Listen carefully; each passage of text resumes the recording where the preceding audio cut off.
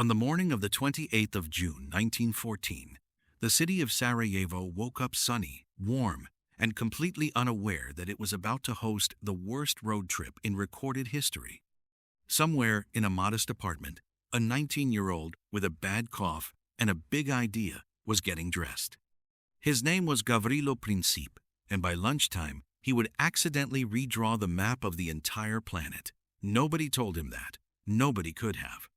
This is the story of how one badly planned assassination, one legendarily wrong turn, and one very unlucky sandwich set fire to a world that was already soaked in gasoline. Let's rewind, just slightly, to explain why anyone wanted to shoot an archduke in the first place. By 1914, Europe was less a continent and more a room full of armed relatives at a wedding, all quietly furious with each other, all bound by treaties that basically said, if you get punched, I get punched too. For decades, the great powers had been building bigger navies, bigger armies, and bigger egos, drawing up alliance after alliance in the name of keeping the peace, which is a bit like trying to prevent a fire by stacking more firewood around the house.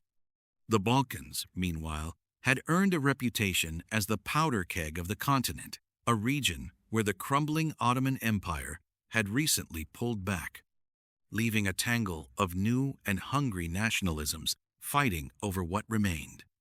Austria-Hungary, a sprawling, creaking empire held together with bureaucracy and stubbornness, had annexed Bosnia 6 years earlier in 1908.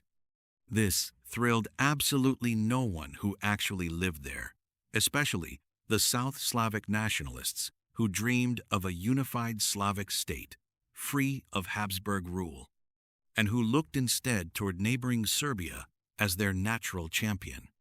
Serbia itself had just come out of 2 brutal Balkan wars, flush with a new sense of national confidence, and, frankly, not in the mood to watch its Slavic cousins in Bosnia stay under Austrian control. Enter the Black Hand, a Serbian secret society with a name that sounds like a heavy metal band, but functioned more like a very committed, very underground nationalist network with a taste for explosives and a habit of recruiting idealistic teenagers who genuinely believed dying for the cause would count for something. Their goal: strike a blow against the empire by eliminating one of its most visible symbols. And who was touring Sarajevo that very week in an open-top car with almost comically minimal security on the anniversary of the Battle of Kosovo? A date already dripping with symbolic weight for Serbian nationalism? Archduke Franz Ferdinand, heir to the Austro-Hungarian throne, and his wife, Sophie. If you were writing this as fiction, an editor would tell you the timing was too on the nose. History, unfortunately, does not employ editors. Franz Ferdinand himself is a fascinating character to spend a moment on, because he was not the Archduke central casting would have chosen. He was famously stubborn, prone to fits of temper, obsessed with hunting to a degree that modern audiences would find deeply alarming. He reportedly shot hundreds of thousands of animals over his lifetime.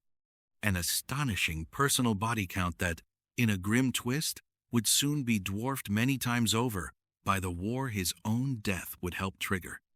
He'd also married Sophie Chotek for love, against the wishes of the imperial court, since she wasn't considered of sufficiently noble blood. The Habsburgs made her life a formal, tedious misery over it, forcing her to walk several ceremonial steps behind her own husband at royal functions.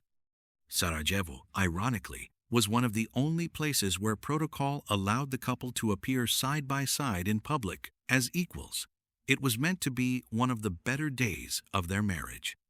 History had other plans. The Black Hand didn't send one assassin that day. They sent 7, spaced out along the motorcade route like a very poorly coordinated bucket brigade of doom. And here is where the story briefly turns into a slapstick comedy before it turns into a tragedy. The first few conspirators lost their nerve entirely and did nothing as the cars rolled past. Then came Nedeljko Čabrinović, who managed to actually throw his bomb. It bounced off the folded-back convertible roof of the Archduke's car, an impressively lucky piece of automotive engineering, and rolled underneath the next vehicle in the procession before exploding. injuring bystanders and officers, but missing its intended target entirely. Jabrinovic, apparently deciding this day could not possibly get any more dramatic, swallowed a cyanide pill and jumped into the nearby river to avoid capture. The cyanide was expired and only made him violently ill.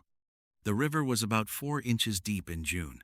He was fished out, coughing, poisoned only mildly, and thoroughly unimpressed with how his suicide attempt had gone.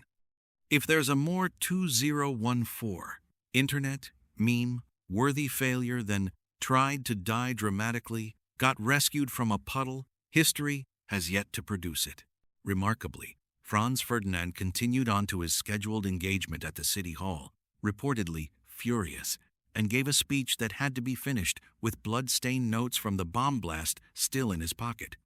Most people, having survived an actual bomb attack an hour earlier, might reasonably call it a day and head straight for the nearest fortified building. Franz Ferdinand instead insisted on visiting the wounded officers in the hospital, a decision that speaks to either genuine decency or a complete failure of risk assessment, possibly both. And this is where the true, almost unbelievable hinge point of the entire 20th century occurs. Nobody bothered to tell the driver about the change in the route.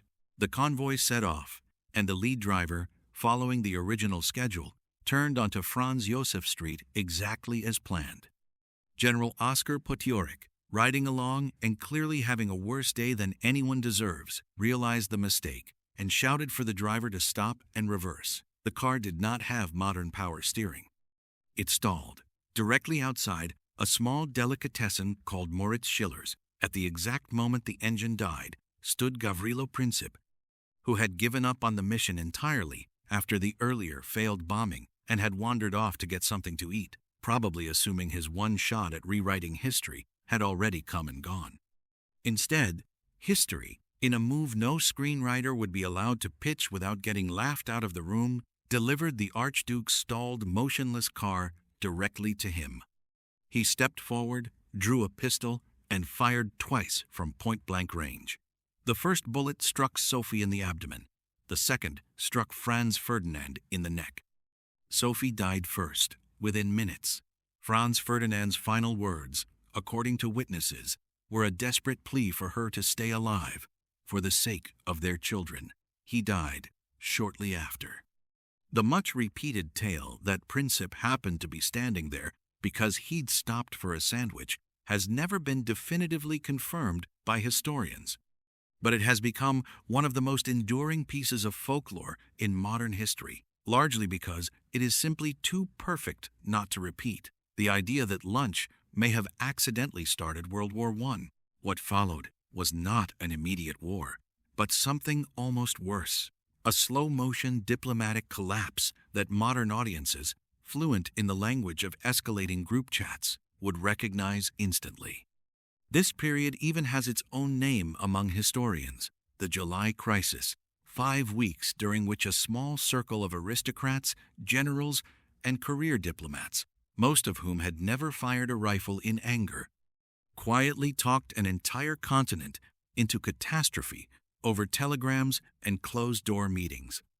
Austria-Hungary blamed Serbia's government for the plot, despite thin direct evidence tying Belgrade officially to the Black Hand, and moved with unusual speed to punish it. Backed by a private assurance of support from its ally Germany, a promise historians now call the blank check, essentially Berlin telling Vienna, "Go ahead, we've got your back." No matter what, Vienna issued Serbia an ultimatum on July 23rd with 10 demands so severe and so deliberately humiliating that it was practically engineered to be rejected. Serbia, remarkably, agreed to nearly all of it, only balking at the demand to allow Austrian officials to conduct their own criminal investigations on Serbian soil, a condition that would have essentially surrendered part of its sovereignty. It was, by most standards, a strikingly conciliatory response, one that reportedly even impressed the German Kaiser, who briefly suggested there was no longer any real reason for war. It didn't matter. The machinery of mobilization was already turning, and machinery, once started, is notoriously hard to stop politely. Austria-Hungary declared war on Serbia 5 days later, on July 28th, exactly 1 month after the assassination. Russia, bound by loyalty and pan-Slavic solidarity, began mobilizing to defend Serbia. Germany, allied with Austria-Hungary and terrified of facing Russia and France simultaneously, declared war on Russia, and then, following a pre-existing military blueprint called the Schlieffen Plan that basically assumed a two-front war was inevitable and had to be won fast, declared war on France as well, invading neutral Belgium to get there faster. That invasion violated a treaty guaranteeing Belgian neutrality, a treaty Britain had signed nearly 80 years earlier and, somewhat to Germany's surprise, actually intended to honor. Britain declared war on Germany on August 4th. In the span of roughly 5 weeks, a regional assassination in a provincial Balkan city had detonated into a continental war involving every major European power, an escalation so rapid and so mechanically inevitable once it started that historians still argue, over a century later, about exactly how much any single decision-maker could actually have stopped it. It's worth pausing here to underline just how staggeringly disproportionate the outcome was to the initial event. 2 people were killed in Sarajevo that June morning. By the time the guns finally fell silent in November of 1918, the war those 2 deaths helped ignite had claimed somewhere between 15 and 20 million lives, soldiers and civilians combined. Toppled 4 empires, the Austro-Hungarian, the Ottoman, the Russian, and the German, and redrawn the borders of the modern world so thoroughly that we are, in very real ways, still living inside the consequences of that redrawing today. Gavrilo Princip himself never saw any of it unfold. Because he was 19, he was too young under Austro-Hungarian law to receive the death penalty, and was instead sentenced to 20 years in prison.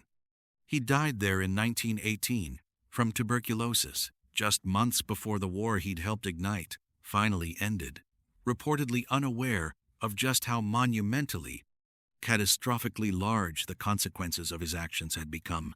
So was Sarajevo truly the cause of the First World War, or simply the spark that landed on a pile of dry wood that had been stacking up for decades, through arms races, tangled alliances, colonial rivalries, and simmering nationalist movements across the continent? Most historians today favor the second explanation.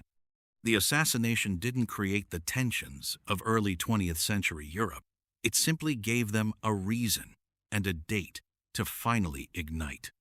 Take away Princip's pistol, and most historians agree, some other spark, in Morocco, in the Balkans again, somewhere along one of Europe's many fault lines, likely would have set the same powder keg off eventually anyway. But that doesn't make the story any less staggering or any less useful as a warning, a wrong turn, a stalled engine, a sandwich shop that happened to be in exactly the wrong place at exactly the wrong second.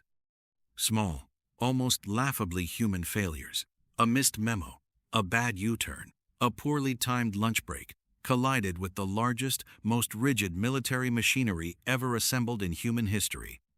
And the result changed the world forever. Empires that had stood for centuries were gone within 4 years.